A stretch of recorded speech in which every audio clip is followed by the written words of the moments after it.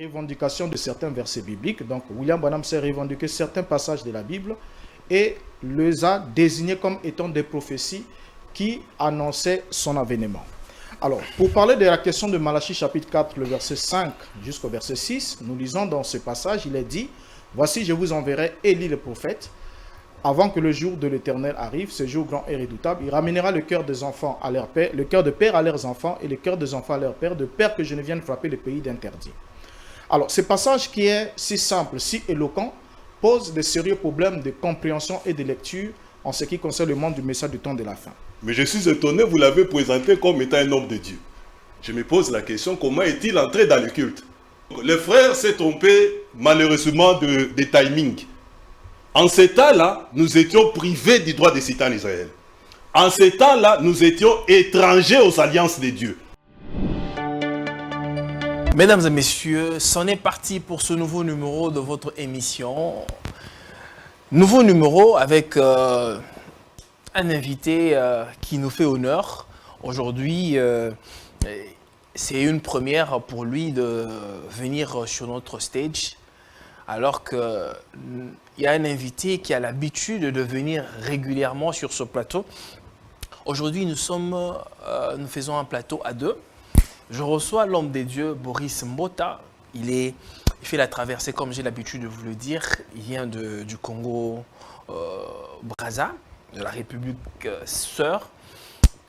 Et c'est un habitué de cette émission. Aussi, je reçois pour la toute première fois sur ce plateau l'homme des dieux, Johan, qui accepte rencontrer l'homme des dieux Boris Mbota sur une question que nous avions eu à débattre sur ce plateau les semaines antérieures, mais il voulait relever ce défi afin de rencontrer l'homme des dieux par rapport à la question en ce qui concerne Malachie 4. Qui est Malachie 4 selon les Écritures? Parce que beaucoup de gens disent ce serait X, ça serait Y, ainsi de suite. On voudrait faire parler les Écritures sur ce plateau. Alors, pour ce faire, je commencerai.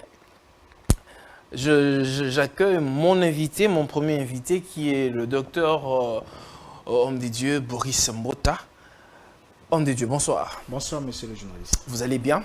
Par la grâce du Seigneur, je me porte bien. Très bien, là vous avez compris, il s'agit bien de Boris Mbota, l'homme des dieux, qui est un habitué de cette émission. Aussi, on va accueillir l'homme des dieux, Johan. Comment allez-vous, homme des dieux?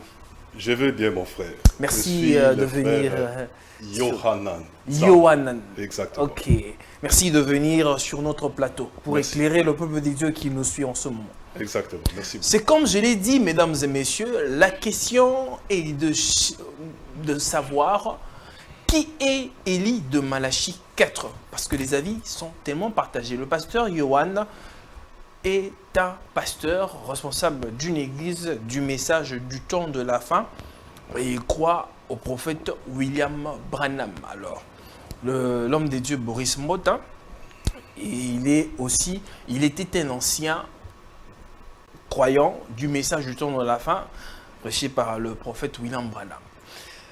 Homme des dieux, oui. Vous ouvrez, vous prenez la main.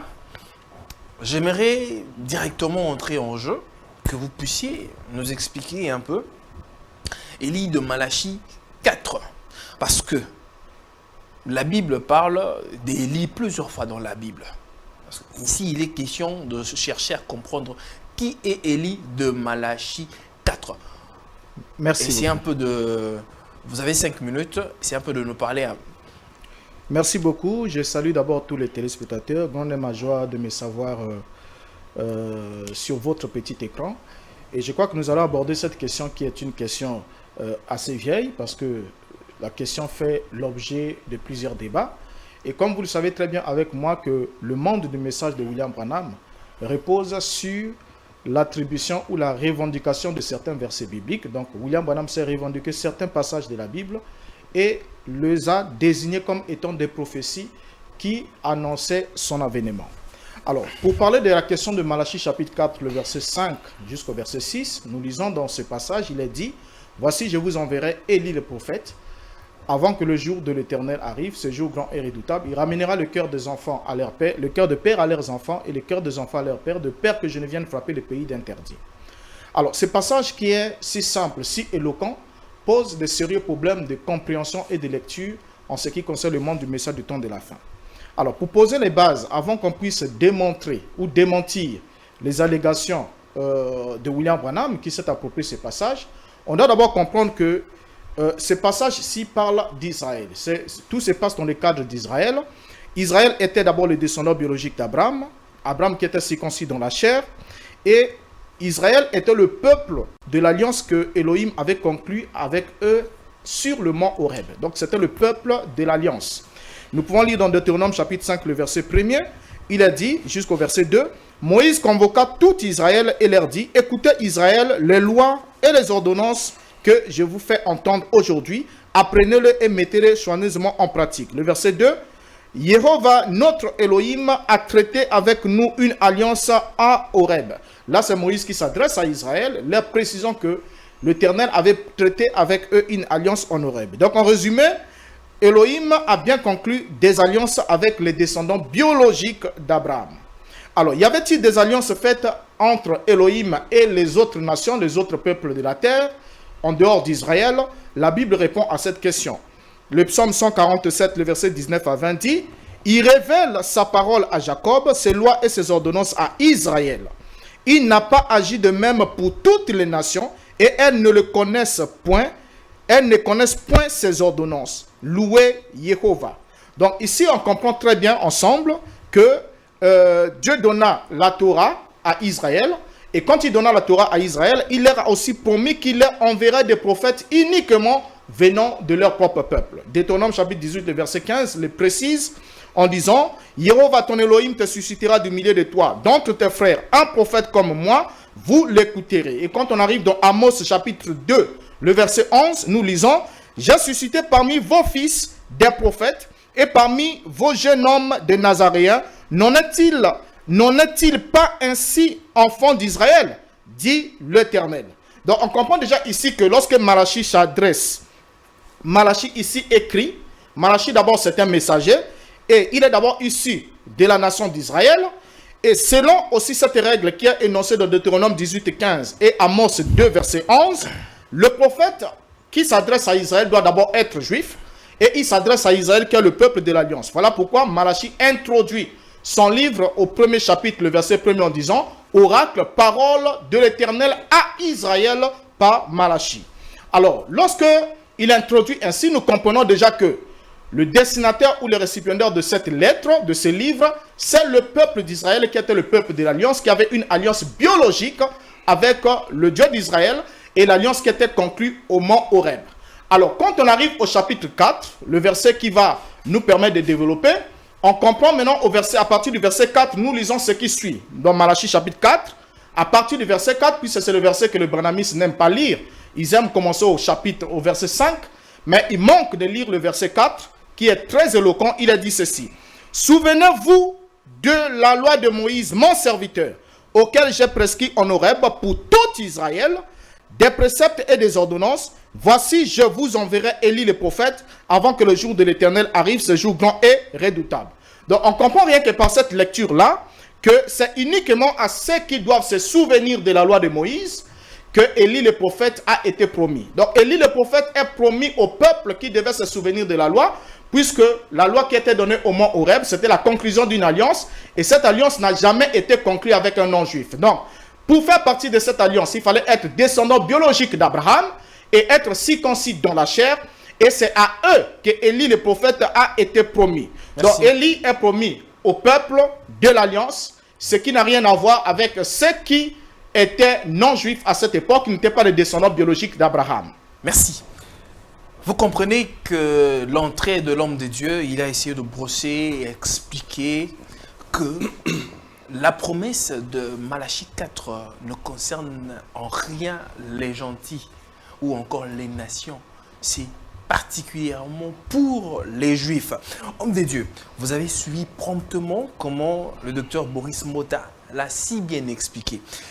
Avec écriture à l'appui. Parce qu'il a si bien dit que souvenez-vous de la loi de Moïse, mon serviteur, auquel j'ai prescrit en Horeb. Donc, c'était une loi ou bien pour le peuple d'Israël et non pour le gentil. Vous avez la parole, vous avez 5 minutes. Merci beaucoup, cher journaliste. Je salue mon frère Mbota. Merci. Okay. Qui a fait preuve de beaucoup de déclarations. Il a lu sans pour autant éclairer les gens. Ah, il a lu sans pour autant éclairer les gens. Oui. Il a lu sans pour autant éclairer les gens.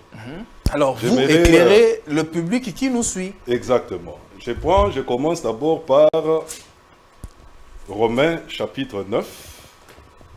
Voici ce que l'apôtre Paul, qui avait été mandaté par le Seigneur pour enseigner le frère Mbota et moi-même, c'est que l'homme de Dieu Paul dit. Vous pouvez lire depuis le verset 1er jusqu'au verset 5e, mais pour gagner du temps, très bien, je lis directement les versets 4 à 5. Ce sont les Israélites.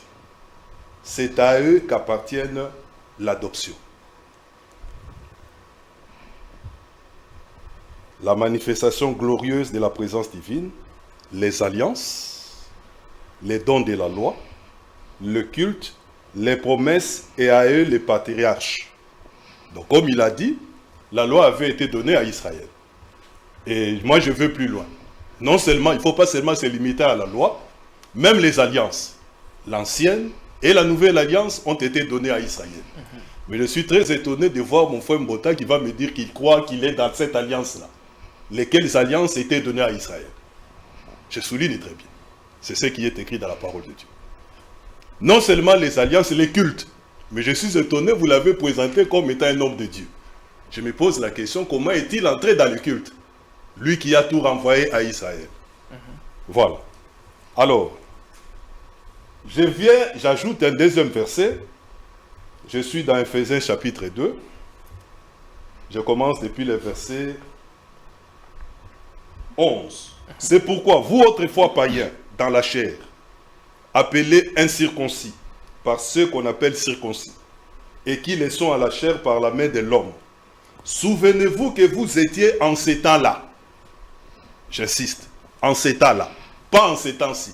En ces temps-là, vous étiez privés du droit de cité en Israël, vous étiez étrangers aux alliances de Dieu. Il est question du camp. En ces temps-là. Pas en ces temps-ci. Donc, le frère s'est trompé malheureusement de timing.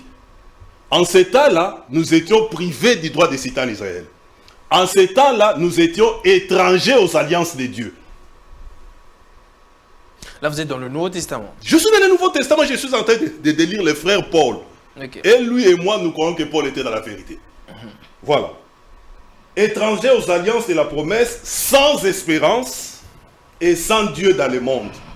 Verset 13. Mais maintenant,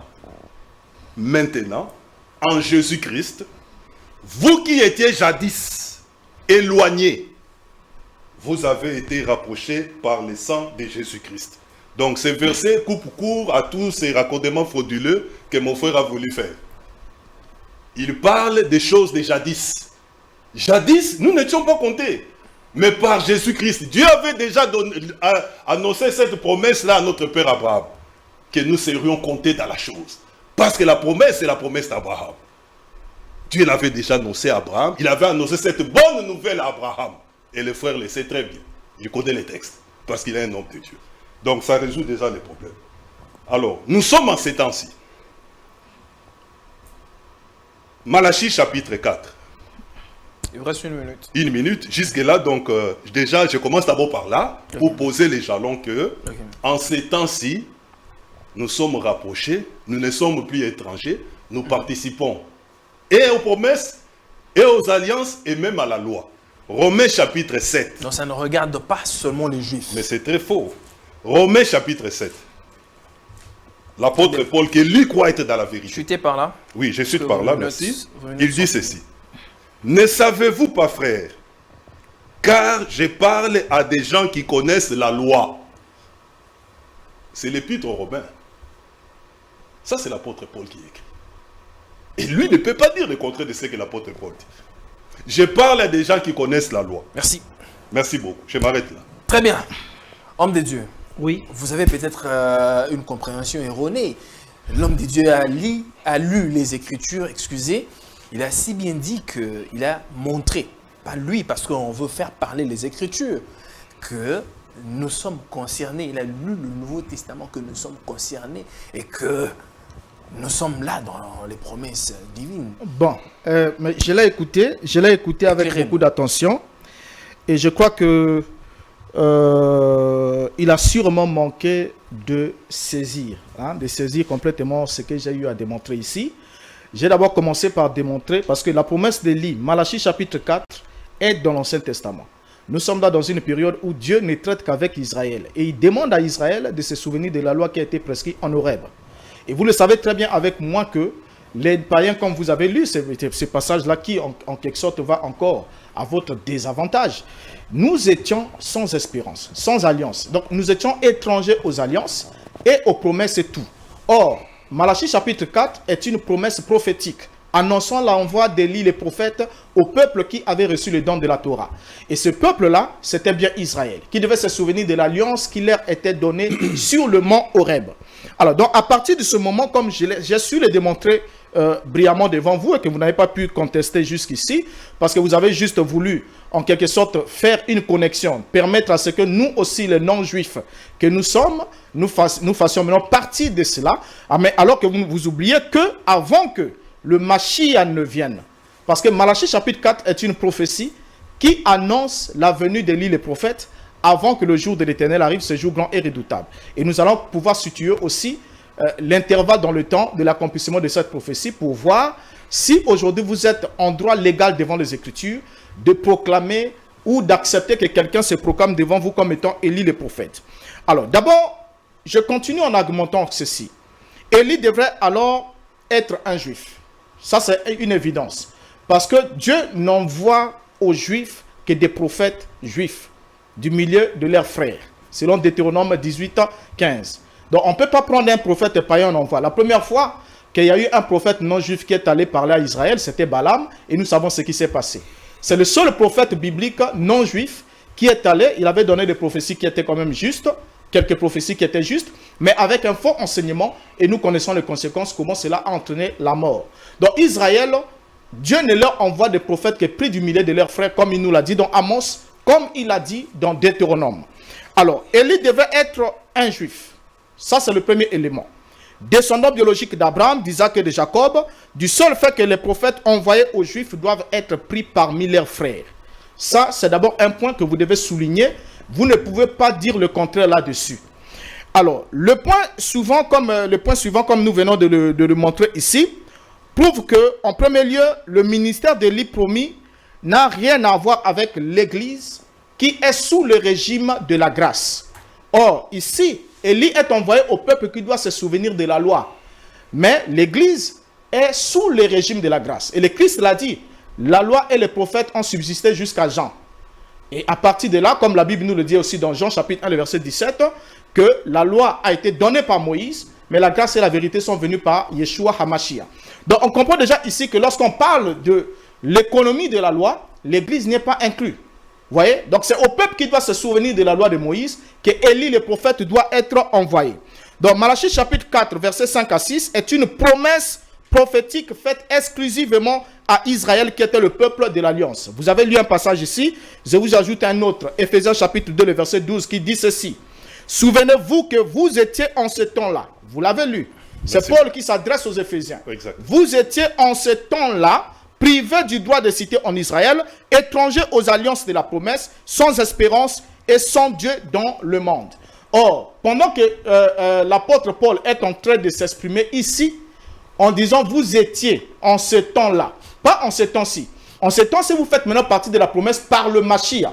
Mais seulement Malachie chapitre 4 fait déjà partie de l'histoire. Et c'est ce que nous devons démontrer ici, que Malachie chapitre 4 s'est accompli et fait partie d'une vieille histoire qui n'a rien à voir avec les non-juifs dans la chair. Très bien, homme de Dieu. Ok. En quoi la promesse de Malachie 4 nous concerne-t-elle?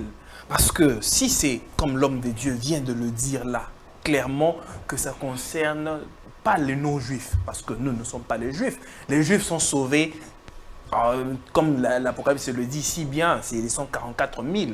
D'une certaine façon, on ne veut pas vraiment entrer là-dedans. Mais nous sommes les gentils, nous sommes sauvés de manière individuelle. Exact. Alors, j'aimerais que vous puissiez éclairer sur la question et puis nous dire qui est Élie de Malachie 4. Le téléspectateur voudrait bien comprendre avec les Écritures à l'appui. Vous avez la parole. Merci beaucoup. Mais avant d'aborder votre question, je dois d'abord rebondir. Il n'y a pas de problème. Dans vos 5 les minutes. frères, il n'a rien ajouté à ce que j'ai dit. Bien au contraire, il va donner raison.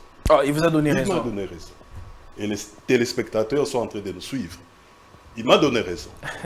Parce que nous étions en ces temps-là. Les promesses que nous avons maintenant ont été faites quand? Frère Mbota. Les promesses que vous croyez ont été faites quand? L'apôtre Paul dit, ces promesses-là qui ont été faites avaient été faites à Israël. En ces temps-là. Mais les promesses qui avaient été faites à Israël, sous le régime de Christ, Christ a brisé les murs de séparation et des deux, il n'en a fait qu'un. Sans vous interrompre, homme de Dieu, vous avez bien dit que les promesses ont été faites à ce temps-là. Exactement. Malachie 4 fait partie de l'Ancien Testament, n'est-ce pas? Exactement. Là, vous rejoignez l'homme de Dieu. Non, non, je ne les rejoins pas. C'est comme Abraham, il est aussi dans l'Ancien Testament. Vrai ou faux? Évidemment. Il est dans l'Ancienne Alliance. Mais la Bible dit, Paul lui dit, Dieu avait d'avance annoncé cette bonne nouvelle, quant à nous les païens, à Abraham. N'est-ce pas, frère Mbota? Vous êtes d'avis avec moi. Dieu l'avait annoncé à Abraham, notre père. Parce qu'Abraham devait être non seulement le père des Juifs, mais il devait aussi être le père des nations. Moi, je suis fils d'Abraham. J'ai le droit de revendiquer les promesses d'Abraham. Parce que Dieu l'avait annoncé à Abraham. Alors, dans Psaume, écoutez très bien, Psaume 105 ou Psaume 115, l'homme de Dieu dit ceci. Permettez que je vous retrouve cela. Psaume 115. Bon, Psaume 115. Je cite l'écriture.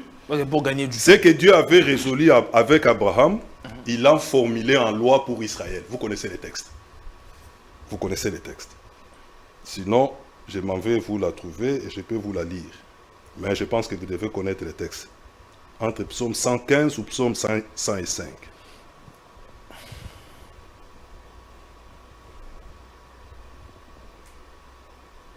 Voilà.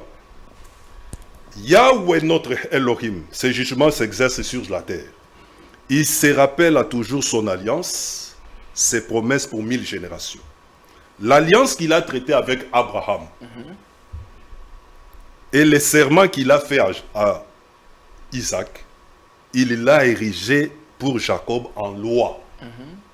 Frère Mbota, c'est là que nous sommes. Ce que Dieu avait résolu avec Abraham, il l'a érigé en Israël comme étant la loi.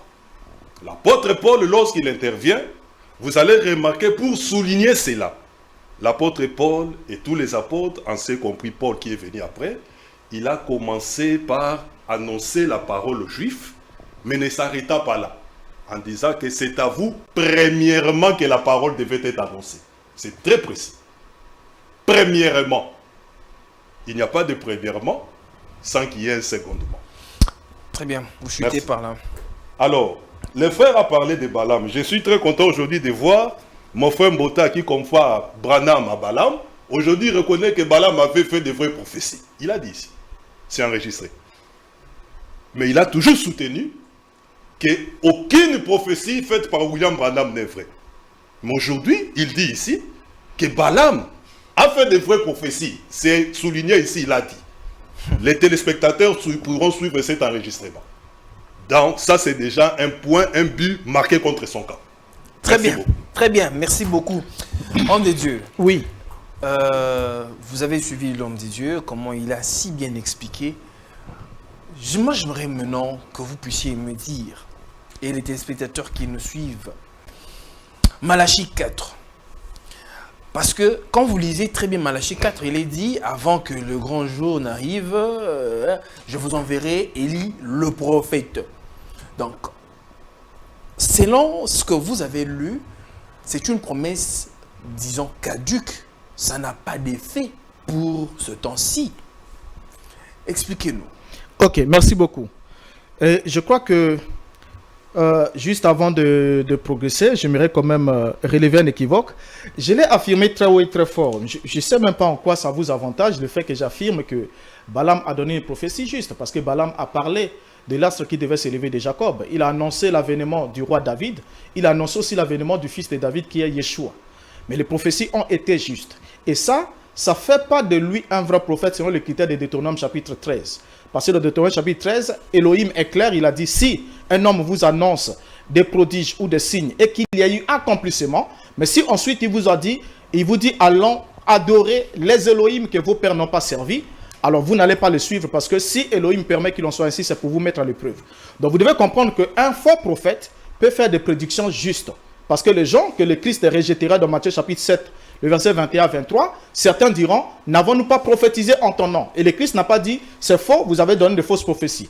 Donc ils ont prophétisé en son nom, ils ont guéri les malades en son nom, ils ont fait beaucoup de miracles en son nom. Mais il va quand même les rejeter parce qu'ils sont ouvriers de l'iniquité. Et là, vous devez le comprendre.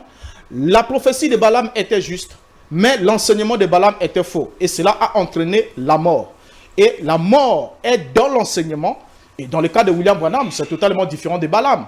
Parce que William Branham a en son actif aucune prophétie annoncée avant le fait et qui a eu sa réalisation.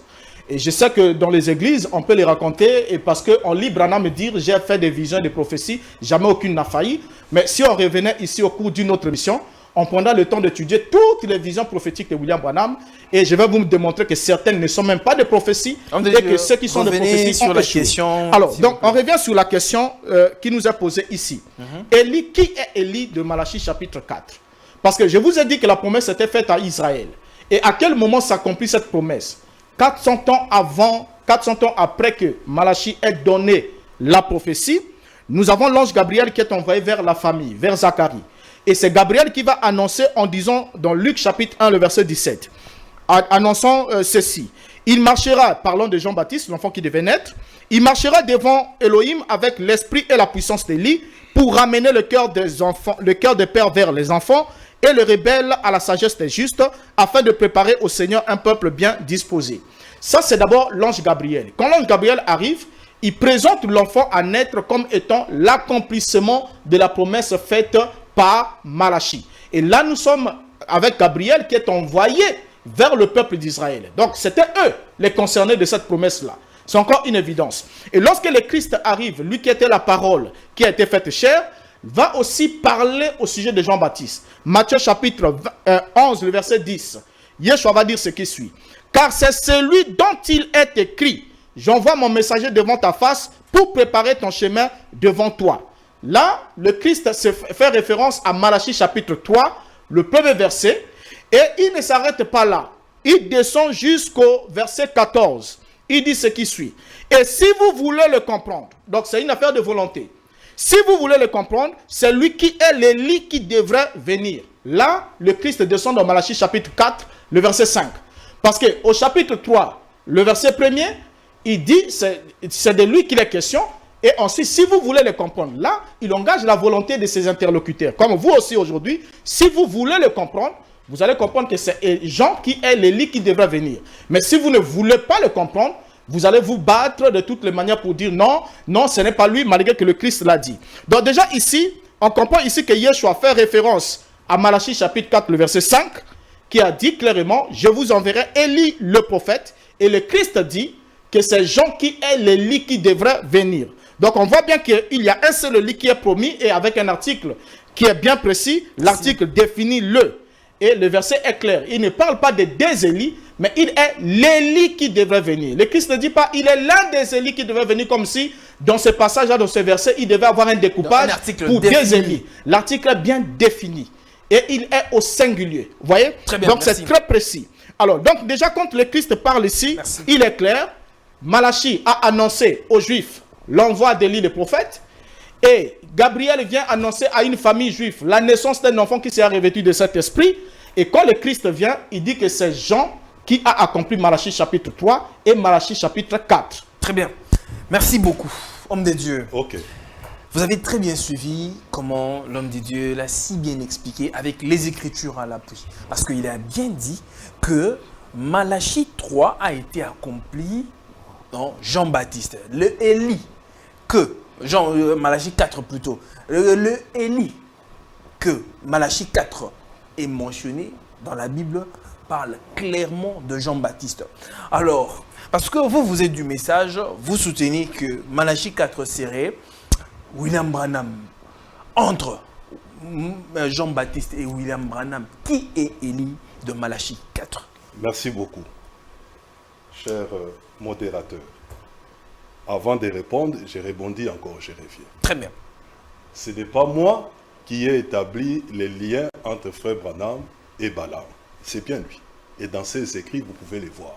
Mais je suis abasourdi aujourd'hui de voir le frère Mbota dire devant tous l'homme dont il prend comme étant le type de William Branham avait quand même donné des vraies prophéties. Alors qu'il s'évertue tout le temps qu'il est dans les médias de montrer que William Branham n'a fait que des fausses prophéties. C'est une entorse intellectuelle qui est de dire ça. Entrez maintenant dans votre question. De deux, les frères, je me souviens de mon professeur de français, M. Kitete, qui me suivra peut-être en passant, il m'a toujours dit, savoir et ne pas connaître l'usage de ce que l'on dit, c'est pire qu'ignorer. Le Seigneur en son temps disait, vous êtes dans l'erreur parce que vous ne comprenez, il est question de comprendre, ni les Écritures, ni la puissance de Dieu. Et mon frère a fait preuve d'un manque de compréhension. Non, lui, il a un problème de compréhension. Problème de compréhension depuis le début jusqu'à maintenant. Il se trompe d'âge, il se trompe de temps, etc. Bon, il a si bien dit que le Seigneur a dit que le Élie qui devait venir est déjà venu. Et vous ne l'avez pas. Je vais justement les rencontrer. Très bien, allez-y. Merci beaucoup. Le frère a affirmé déjà que la promesse de Malachie 4 ne concerne que les Juifs. C'est ça, j'espère. Confirmez-moi ça. Parce que moi, je n'aime pas mettre dans la bouche de quelqu'un des propos qu'il n'a pas tenus. C'est ce qu'il a dit, oui, évidemment. Je vais répondre, c'est ça, je pense qu'on va s'asseoir là. 2. Le frère maintenant va prendre Jean-Baptiste, de son vrai nom, Yohanan comme moi. Je suis mieux placé pour en parler parce que c'est mon nom. Il parle de mon nom. Très bien. Alors, Yohanan à Matbil, que vous appelez communément Jean le Baptiste, lorsque l'ange Gabriel fut envoyé à son père, je note d'abord que lorsque l'ange vient, il dit, cet enfant marchera devant Dieu. Il y aura la puissance d'Élie. Avec l'esprit et la puissance d'Élie. Il est question ici de l'esprit. Il n'est pas question ici de la chair. Donc, l'Élie qui doit venir, quand on dit je vous enverrai Élie, il est question de l'esprit et non pas dans la chair. Parce que l'esprit devait s'incarner. Mais l'homme incarne plutôt. Je vais en arriver là. Ouais. Je vais en arriver là. Mais je souligne d'abord. Il n'a pas mentionné. Je souligne d'abord ce que l'ange Gabriel a dit. Très bien. L'ange Gabriel a dit cet enfant marchera devant Dieu avec l'esprit et la puissance d'Élie. Très bien. Pour faire quoi? Il précise. Il ramènera plusieurs des fils d'Israël au Seigneur leur Dieu. Il marchera devant Dieu avec l'esprit et la puissance de Dieu pour ramener les cœurs des pères aux enfants. Ah, vous avez bien dit, vous rejoignez maintenant l'homme de Dieu, le fils d'Israël. Je ne l'ai en rien rejoint. En rien. Laissez-moi seulement parler. Et évoluer. Il ramènera les cœurs des pères aux enfants et les rebelles à la sagesse des justes. C'est Jean-Baptiste là. Parce qu'un prophète connaît sa position dans les Écritures. Très bien. Lorsque les Juifs, Jean chapitre 1er, viennent les questionner, ils lui posent la question. Que dis-tu de toi-même? Première question. Es-tu Mashiach, le Messie? Il ne n'y a pas. Il dit la vérité, je le suppose. Es-tu Élie? Non plus. Or, es-tu ce prophète? Le prophète de Deutéronome 18. Jean-Baptiste dit non. Le prophète de Deutéronome 18, le Seigneur votre Dieu vous suscitera un prophète comme moi, il était bel et bien question de la personne du Seigneur. Très bien. Donc, là Jean-Baptiste dit qu'il n'est pas Élie. Alors, on doit être en tant qu'étudiant des Saintes Écritures, on doit être à même de mettre la déclaration faite par le Seigneur qui affirme qu'il est cet Élie qui devait venir, et ce refus de Yohanan qui dit que je ne le suis pas. Où se trouve l'élément surnaturel entre les deux? Et pour comprendre cela, vous devez revenir à ce que Gabriel avait dit, mandaté par Dieu. Très bien. Merci beaucoup.